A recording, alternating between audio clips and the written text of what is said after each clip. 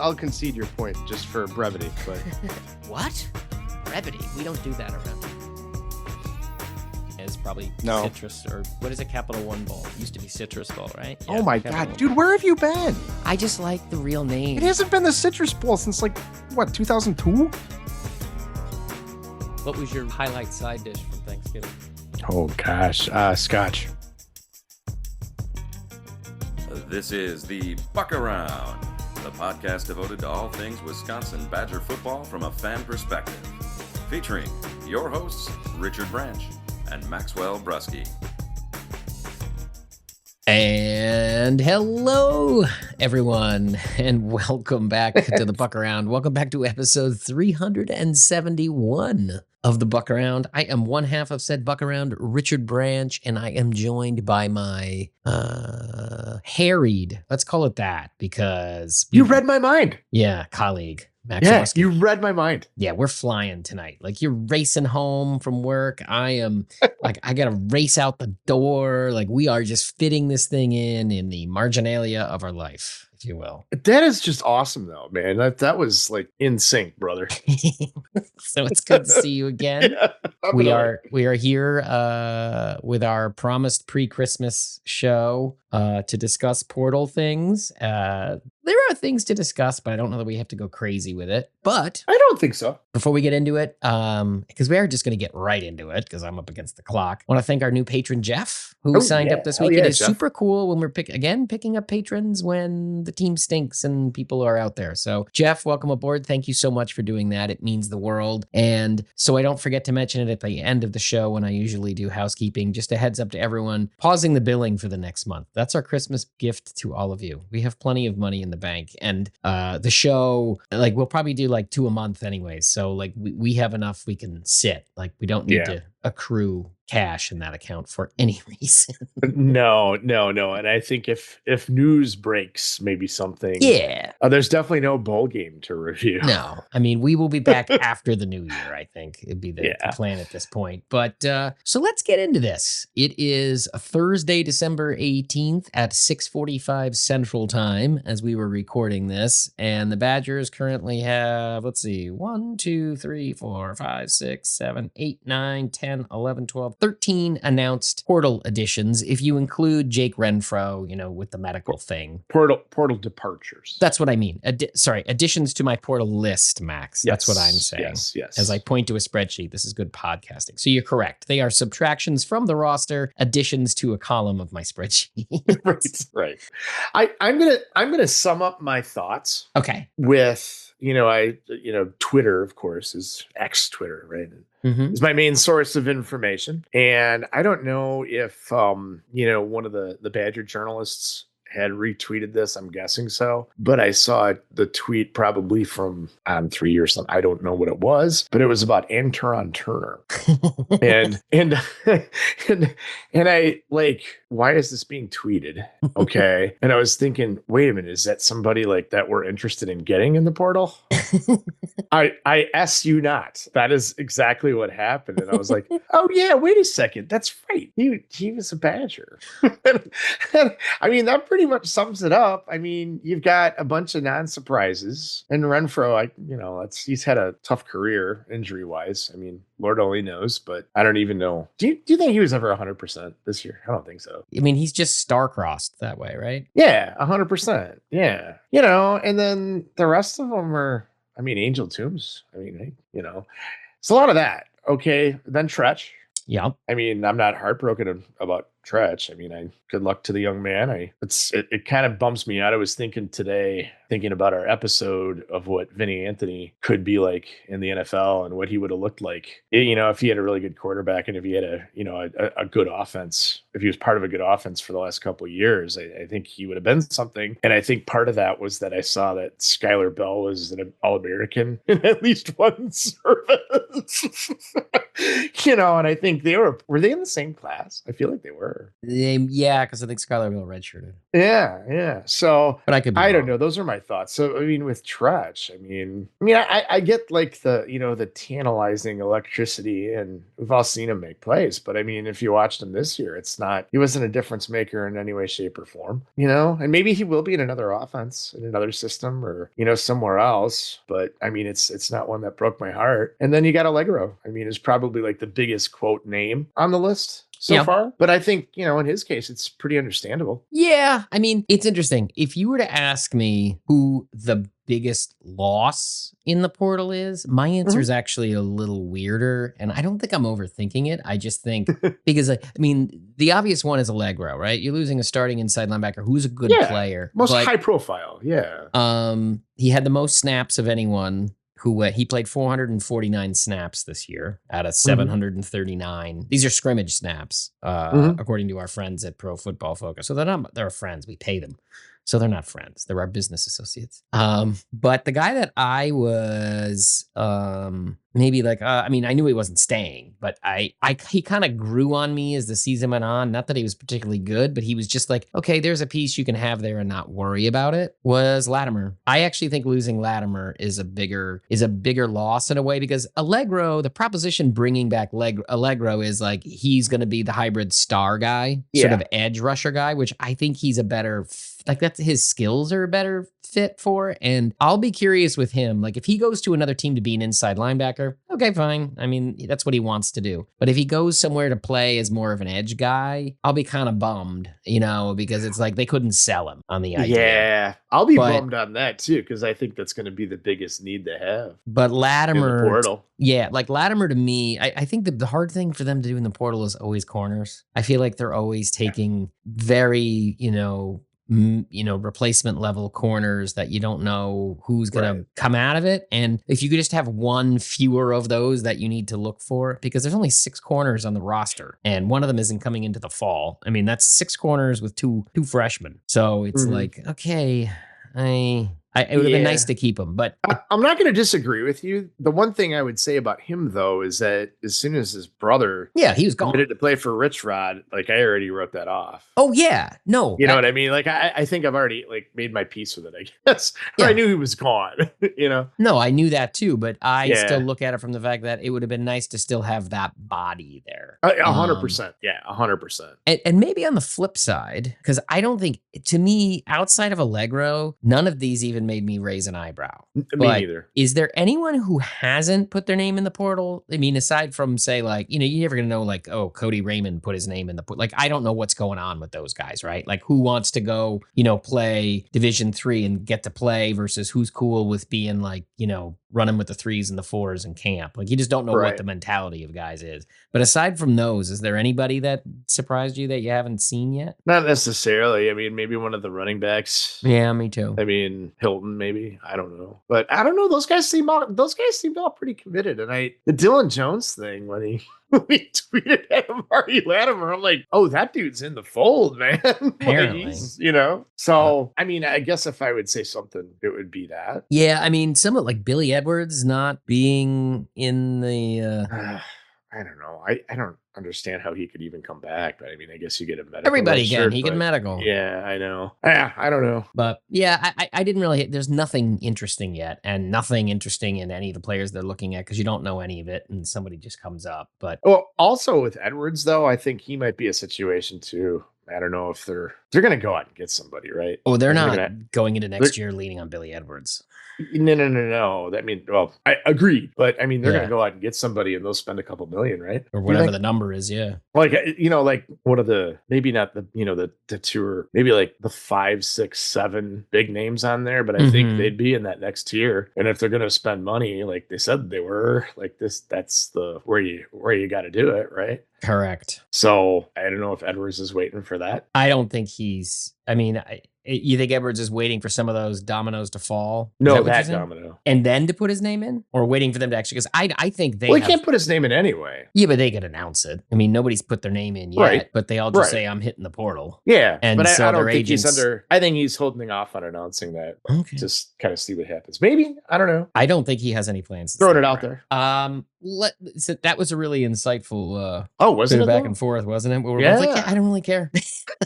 There's nothing to this yet. There really Well, it's isn't. just nothing was mind blowing. Yeah, there's no. It is so like, yep, pretty much. Yep, Yeah. pretty much. I'm Yep. a little bummed about Allegro because I felt like they could have made him into a pass rusher. if he wanted Me to. too. But again, Yeah, it was that so one here. bums me out. I have a trivia question for you, just for fun. Sure. These are scrimmage snaps. Okay. Mhm. As I mentioned to you, Christian Allegro is the guy in the portal with the most scrimmage snaps this past season with 449. Who had the second most Of anybody of of the on guys in the defense? portal? In the portal. Oh, of the guys in the portal. Yeah. I can read you the names if you It's want. probably Tretch, right? No. I would have kind of thought that too, but he is not. Latimer. It's Latimer, 422. He played a lot more snaps than I Oh. thought he did. Wow, that is Yeah. a lot. Well, he did go into the season as kind of like this is the nickel guy, right? I mean, Yeah, he solidified. so I the guess that nickel. makes sense. Yeah, But you just that felt makes like you sense. saw a lot of like Agard and Skeins played some in there, in some stretches. Not a ton, but he played. So I was surprised he had as many as he did. And then after him is Tretch with 322. One Oh, snap wow. ahead of Tackett Curtis at 321, who we didn't even mention, by the way.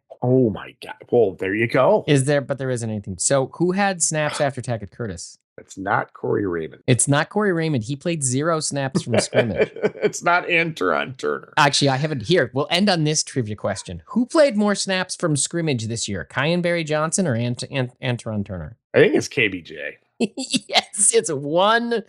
Yeah, to 0. Yeah, I felt like I saw number 22 suited up a lot, but it was only one snap from scrimmage. One snap from scrimmage. You're probably conflating it with last year when he played a little bit. No, Because he played against Oregon. no. I stress. Yeah. I saw him a lot on the sidelines. Yeah. But that's fascinating. And last fun snap count one, because I would have probably guessed wrong on this. I won't say high or low.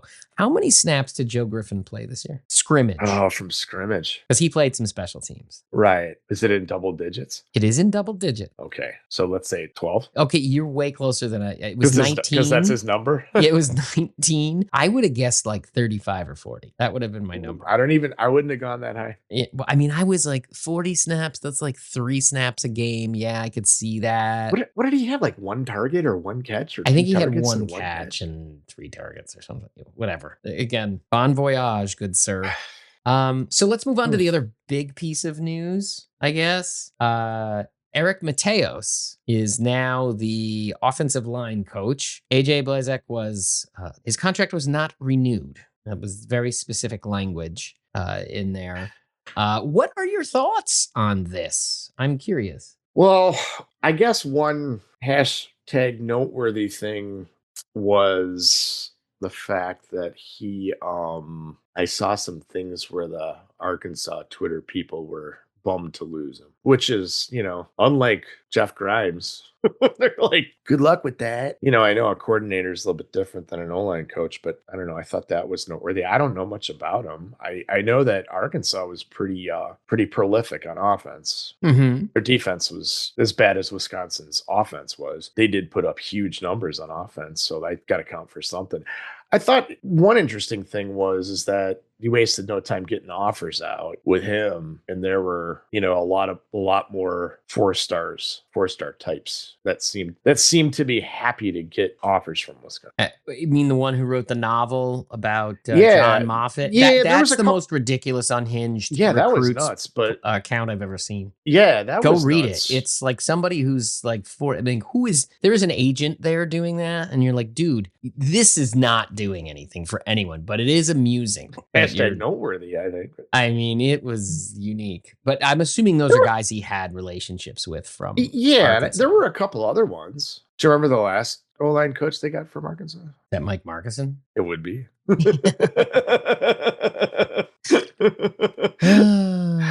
That's why Bielema left, because Marcuson got the job because Houston Nutt called Barry Alvarez to get Mike Marcuson a job. And I think that made that's my theory. That made Brett Bielema so mad. Love it. That it went over his head and like he wasn't the final Yes. decision maker on it. And then Marcuson was so bad Did we ever talk about that before?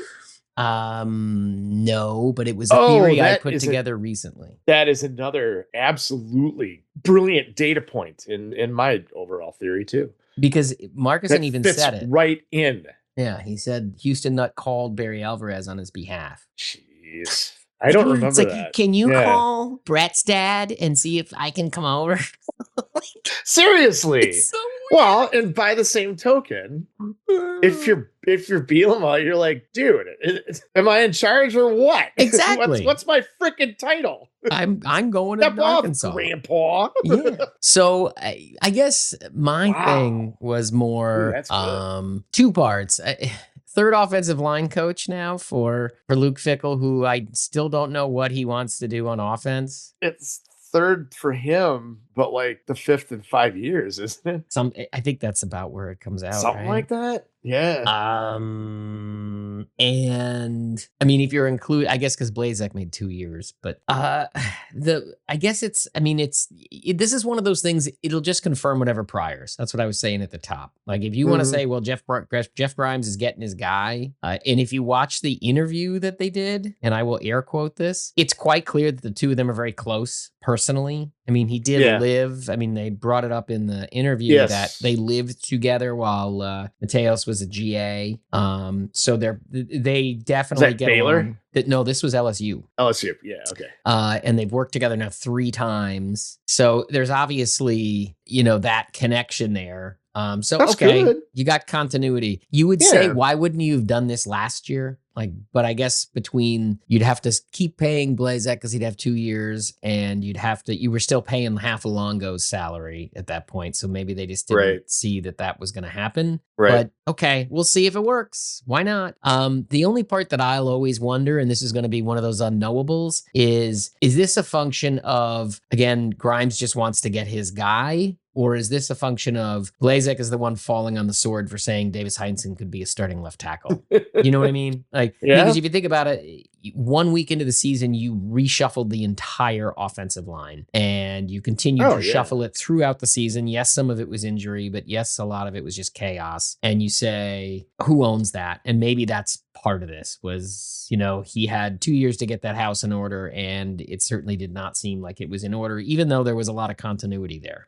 Yeah, I was going to say, because they had the same guys for the last 7 games. Once Davis Heinsohn got to center. Was it 7? I mean, well, maybe, Heinsohn let's say 6. Fine, Yeah. 6 to 12. I mean, that's the whole latter half of the season. But either way, interesting. Yeah, I think it's more a function of also he had 10 guys that he brought in, and of all the freshmen he played, red shirts this year, second year guys, none of them were really ready for prime time. I mean, they were functional, sort of, right? But you would not argue that they were good. So that's the part that I am more interested to see how it plays out, and I have no opinion of, just because you can't tell me this is a good or a bad thing. People are excited. Okay, people liked him in Arkansas. Cool.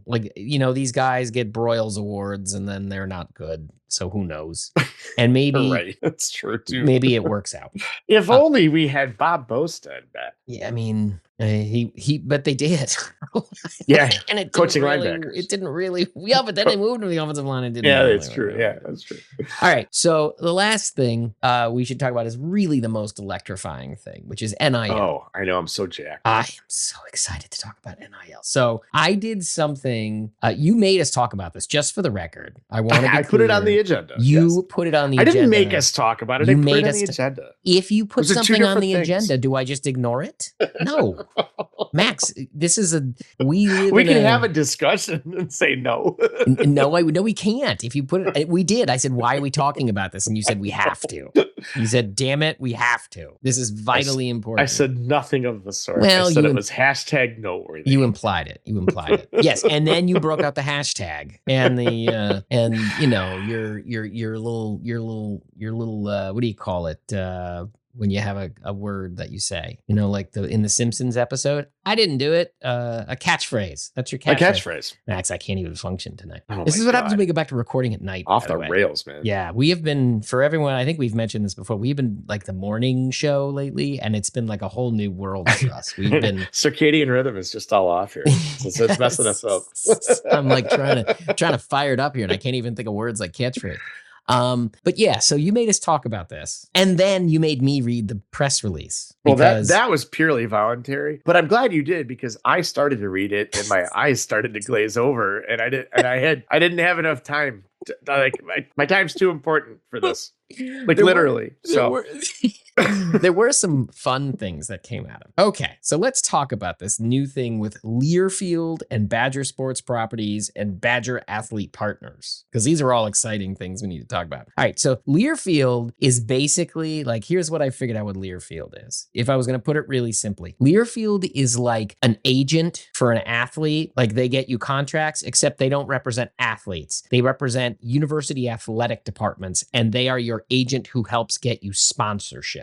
And then underneath Learfield, so they're a company, they're all over the place, and they do all this different stuff, and they do marketing insights, all this stuff. Not important. It's a lot of they do a lot of the broadcasting too, and they do a lot of the radio broadcasting, because that is part of Badger Sports Properties. So Badger Sports Properties is, I'll actually read you exactly what they say they are, because I looked this up after reading that release. Badger Sports Properties manages all aspects of the rights relationship, providing corporate partners both traditional and new media opportunities with the university. Max, wake up. Are you sleeping? Are you sleeping? I'm a lawyer, dude. This is my jam. No, this is PR. This isn't legal.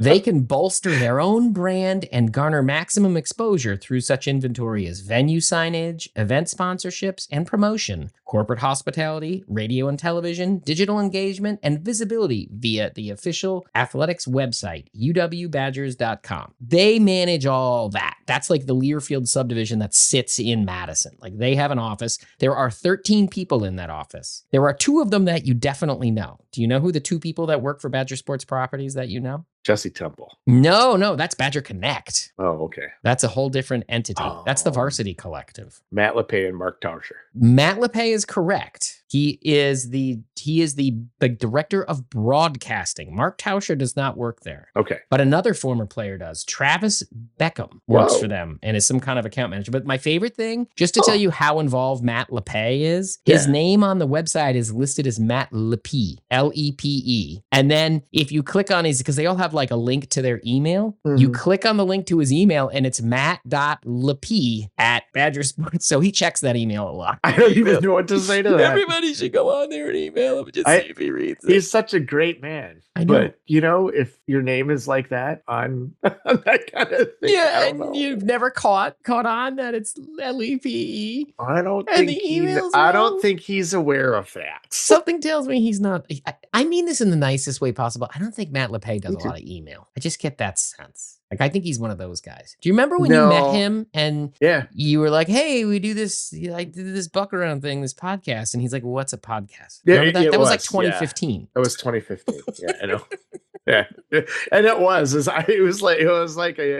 even like I was from Mars, because then he might be mildly interested. He might know what that is. I'm wearing Nikes today. Okay. It's weird. Yeah. I don't know. I enjoy Matt LePay. He's a very nice man by all accounts. So I like his broadcast.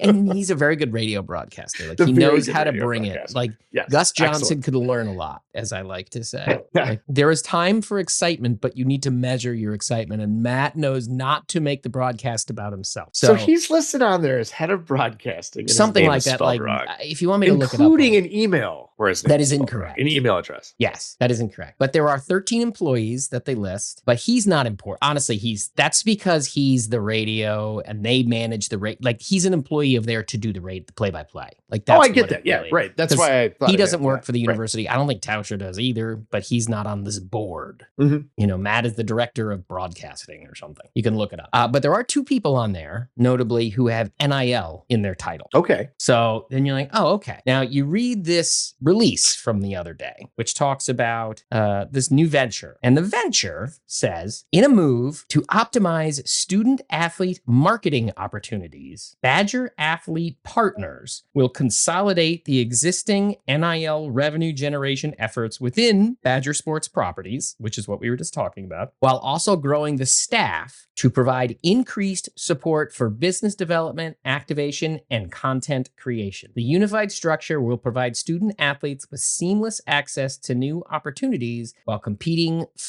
with Wisconsin. And later on, they mentioned specifically they will have 5 people focused solely on NIL arrangements across all sports. So what it really means is you're netting up 3 people that are there just to do NIL. So does that like supplant the Varsity Collective? Or is it a rebrand of the Varsity Collective? Well, this is not the I think the idea is maybe theoretically to make the Varsity Collective a little more like you have something that has structure behind it, because they're thinking, when you heard Ted Kellner go on those radio shows randomly for a week, I heard that he was. I didn't hear him on said radio shows. I got enough of the droppings. Yeah, I got the gist. Droppings is the wrong word, but I got the idea. I got some pieces, tidbits, crumbles, rumblings. That's a total Freudian slip. Well, I mean, Max, jeez. I can't remember catchphrase, and now it's droppings. This is a mess. Again, circadian rhythms are all off here. That's terrible. But I think the general idea is that they feel that the way they can be competitive on NIL is they're very good at brand arrangement stuff. So again, it's not going to be, fairy godmother, $1 billion sugar daddy running your NIL. It's going to be like, we're going to do it through corporate partnerships, yeah, sure. blah, blah, blah, blah, blah. I can understand that too. So what is the net of this? Because I don't have a ton to say about it. Although if it's like a C Corp with Kellner as the main partner, then we'll see. But I think basically what it means is they're an S Corp, excuse me. What they're always doing is its headcount seems to be the answer to everything, because they've added all these people that do recruiting things. Like you have Marcus Sedberry, which again, I don't know what he does. He's the general manager, but we've never heard from him. We don't really know what he does. No. So a lot of this is a black hole. Like I think he makes the arrangements for the revenue share, like how they divvy the revenue share. But then these NIL structures exist outside the revenue share. And since it's outside the university, it can exist to basically make this a little simpler. So you can basically be like, we can kind of do, well, this is, through this door is no longer the athletic department, but they can help you get NIL arrangements, but they are not part of the athletic department. But I think it just makes that a little simpler. You can do the handshakes easier. I'm kind of a visual learner. I need an org chart here. Max, you don't have to provide one. I'm not asking you for one. It sounded like a demand. No, I'm not asking you for one. I'm just saying, in order to comprehend this, I need an org chart. Oh, we need a lot of things. But so that's what that is. What does it mean? I mean, I guess if you want to say, what does it mean? I'm not carrying water for the guy by any stretch, but some people seem to think I'm doing that, and I'm truly not. But if you want to see Macintosh is like, okay, they're going to up their investment in things or get more serious about it. This is something you could point at. It gives it a structure, an apparatus to do so. Like they're making an effort to do this. I get that. Yeah. So, which is to say that's not a bad thing. Not that it's going to work and not that it's good or bad. I'm just saying that's like, if you want him to back up the statement, he is making an attempt to back it up. Oh, we've been doing this a long time. Maybe not tonight, but we've been doing this for a long time. Mm-hmm. I don't know that I've ever heard you carry water for anyone. Well, for any man. I think it's more. I think it's more like like they think I'm being an apologist, and I'm like, no, I'm not. I just trying to understand it. Like, what is the? We've been doing this for a long time. Yeah, I've never heard that ever. Well, I got a few people getting grumpy at me, and I was like, you might carry a torch for the Dario Gugawale of the world. That's who I'm carrying water for. You don't carry water. I've never heard you carry water. No, I carry the bucket of water behind him for when he wants to put the torch out. I'm like, Dario, I'm here. Whatever you need, totally different thing. Whatever you need, I'm here for you. Yeah, totally different thing. Yes. So yes, Yes, I carry water for Dare, but that's pretty much it. But Yeah. do we have anything else? Like I said, we'll be I- back at some point in I January. don't think so. No, I don't think so. And for if you're not in the playoff or if you're not in a bowl game, even if you are in a bowl game, I guess it's a pretty dead period, which is kind of a bummer. I mean, because at least if you're in a bowl game, you get some practice reports, maybe, stuff like that. Yep. Although, I mean, with this team, I don't know. There's a couple interesting players. It's not like, we had done this in the past when you're talking about, oh, I'm really interested to see, here's some stuff about this true freshman who, they preserved his red shirt and he didn't really play, but he's getting some run in the practice. I'm really excited to see how they, there's like none of that. And even if they were playing a bowl game, I don't think there would be any of that anyway. I mean, it's funny you say about that because you always hear about like, oh, those bowl practices and development. Yeah. And you've started to hear recently, like, well, with the changes in terms of how the coaches can have contact throughout the year now, it's not as vital. And I feel like Notre Dame just being so annoyed that they didn't make the playoff and, I don't know, what do you want to call it? Like smashing their toys on the ground and going home. I mean, that's taking their ball and going home. They are like, that tells you that they don't care that much about the practices. Oh, yeah. For the future. It's kind of fascinating to me. So maybe like, not that I don't want to have those things, but I don't know, is there as big a deal anymore? I don't think, well, especially with the portal. Yeah. And especially with players leaving for the draft and such. Yeah. Like they're opting out, as it's come to be called. Yeah, no, it does kind of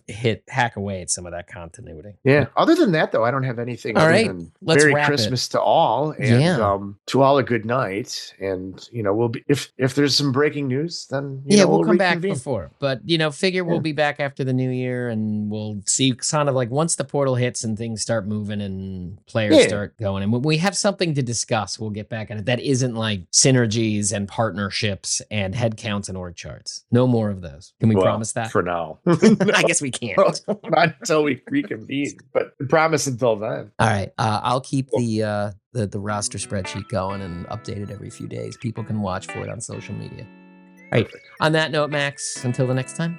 Until the next time, indeed. Right. Bye-bye, everybody. Enjoy the conversation? Head on over to buckaroundpodcast.com to find all the ways to connect with the show, links to our Patreon page, and feeds for every major podcasting platform. We want to thank each and every one of our patrons. You make this podcast possible. This has been The Buck Around, Badger football analysis from a fan perspective.